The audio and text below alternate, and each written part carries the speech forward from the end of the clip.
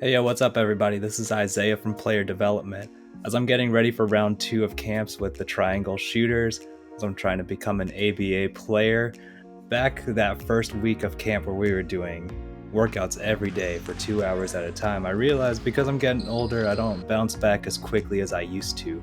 And because we're treating it like it's in season with everyday camps and practices, we don't have the luxury of having a couple of days in between each practice to be able to recover.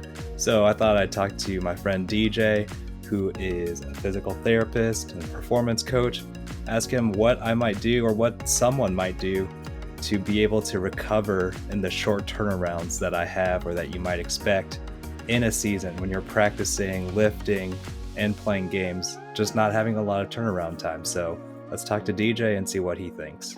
Hey DJ, thanks for coming back on the channel. Appreciate your time today, man. What's up, Isaiah? Thanks for having me back again, man. I'm stoked to talk again about this topic. This is a big deal. This is something that you talked about last time you were here too, getting ready for ABA basketball. And one of the things I found out, since I'm a lot older now, since the last time I played competitive ball, when we're going every single day, I got to focus on recovery in between, but I don't have a couple of days to rest and all of that. So what would you tell somebody who's in season? You're either lifting or practicing or playing a game each day. What do you do in the time in between to make sure your body's ready to go for the next thing? Yeah, so I think that's probably one of the main questions I get asked from athletes on the day-to-day basis. And it's one of those things that I think people want there to be this magic cure-all thing that's going to have you go from, feeling like you're 30% back to 100%. But our anatomy, our physiology, our bodies don't work that way, right? So if you're looking for something that's going to be a quick fix, unfortunately, there's probably not one thing that's going to have you recover fully to be prepared for the next day of work. But I think there's a number of things that you can do, and they're probably the really unsexy things that people don't want to hear about. But I would say the three big ones that I have conversations almost on the daily with my athletes with are the three things like sleep, nutrition, hydration. If those three things aren't dialed in, and we can kind of delve into those subtopics a little bit, if you're not nailing those three things, you're stepping over quarters to pick up pennies. If you're thinking something like a massage gun or a foam roller is gonna take you to that full recovered feeling, you have to nail down your sleep, your nutrition, your hydration. It's the one thing that's been so obvious. Everybody talks about it and nobody actually wants to put it into practice. In terms of the sleep, I feel like I'm on a decent schedule with that. I'm probably one of the only players there who has kids at home, so they wear me out on top of everything. So I feel like my sleep is solid. But in terms of the nutrition, right, I think that's been a big topic recently for all kinds of athletes. Yep. What should an athlete be thinking through when they're talking about eating for recovery? Yeah, so as a physical therapist and strength coach, there's definitely some things that fall within my scope. What I would talk about normally isn't going to be something that you would get from an RD or, even a nutritionist. Sure. And if somebody has super concrete questions about what I should be eating or how much, those are best served to talk to an RD or a sports nutritionist. Those guys are so good at what they do. For the most part, I'd say the two things that I see most with the athletes that I work with are athletes that just eat whatever they want, right? Which, younger kids have a higher metabolism. They can kind of get away from, with some of those things, unlike ourselves, that's a little bit older. Yeah, no, we've missed that window. That's what I'm saying. So I remember, I remember in high school soccer, we would go from school right before our practice, we would stop at Wendy's. We would probably eat a Baconator and a milkshake and then go practice. The thought of that right now makes me nauseous. Oh, it's crazy. Yeah. Right now. There's no way.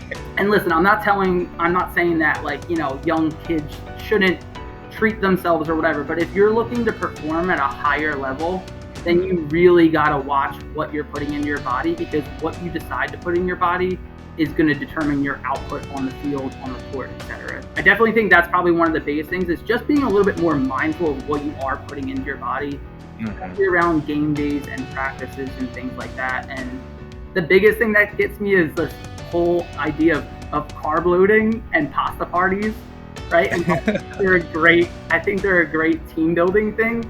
the science on carb loading, especially the night before a game, like doesn't make much sense.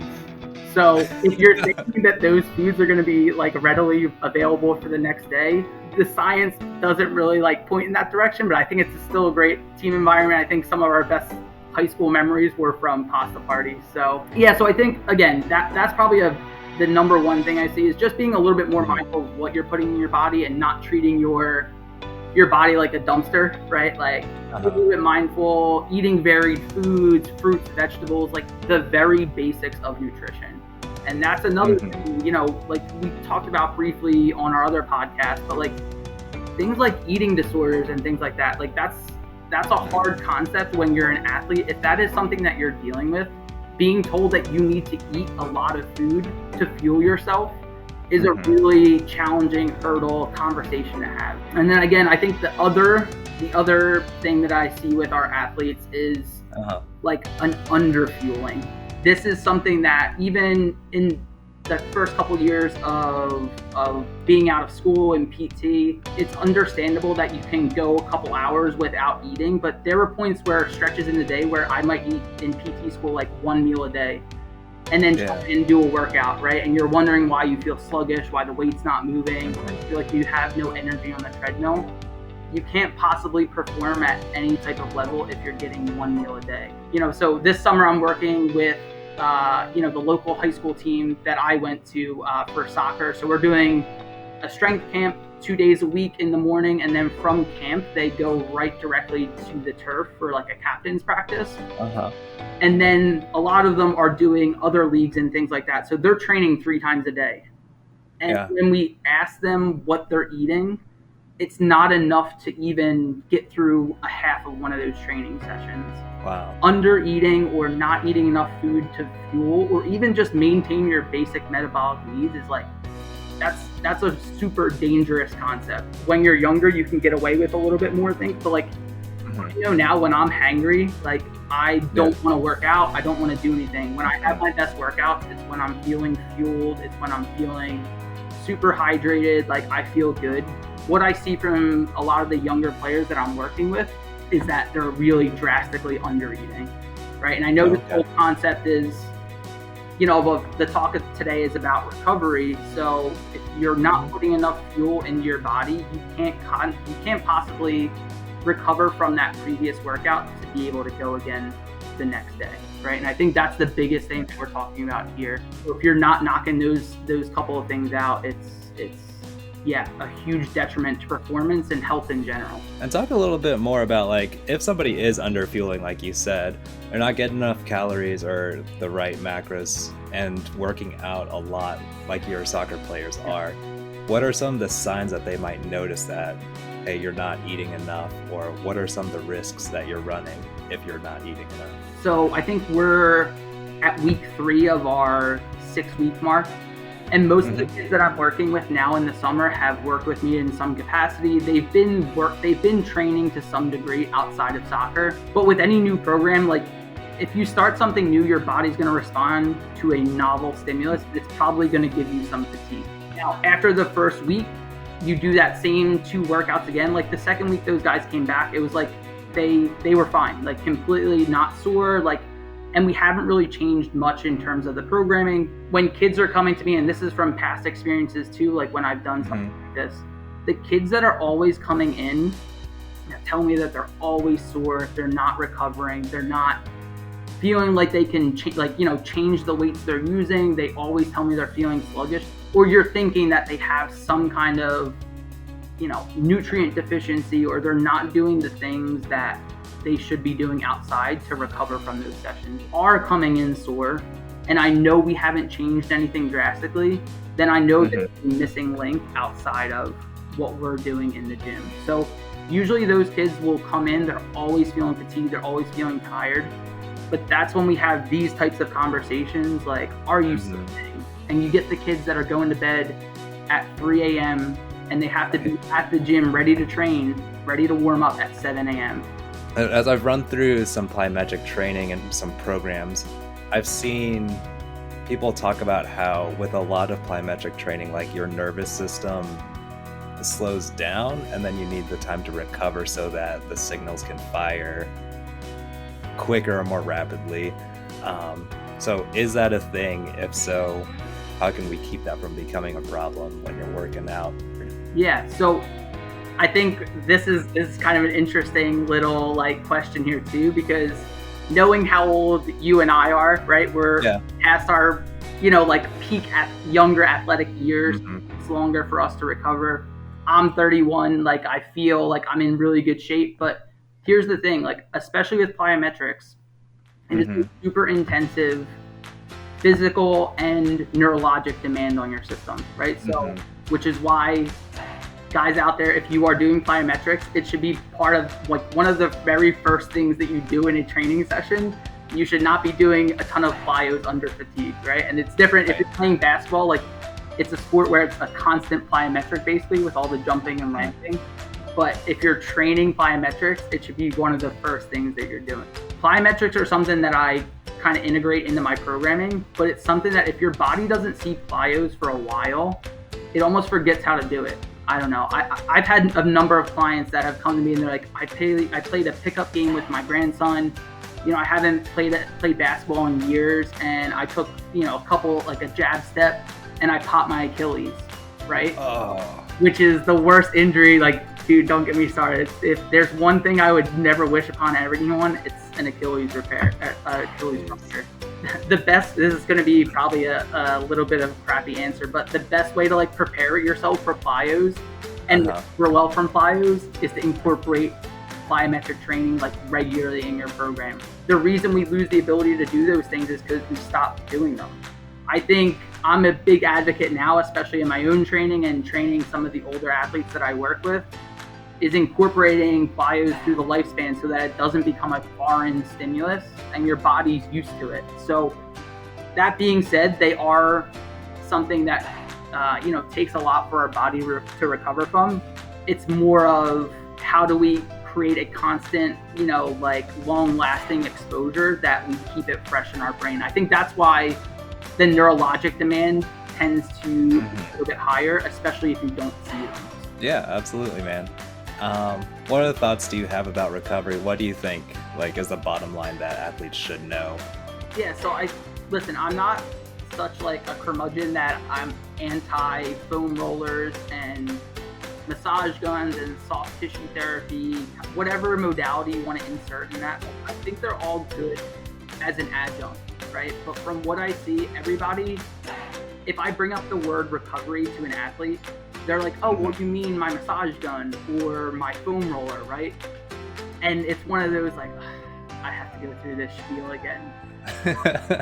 So I think all those things are good and great, but there's a reason that they're so popular now, and why they're blowing up is because it's a marketing thing, right? There's a business behind recovery now.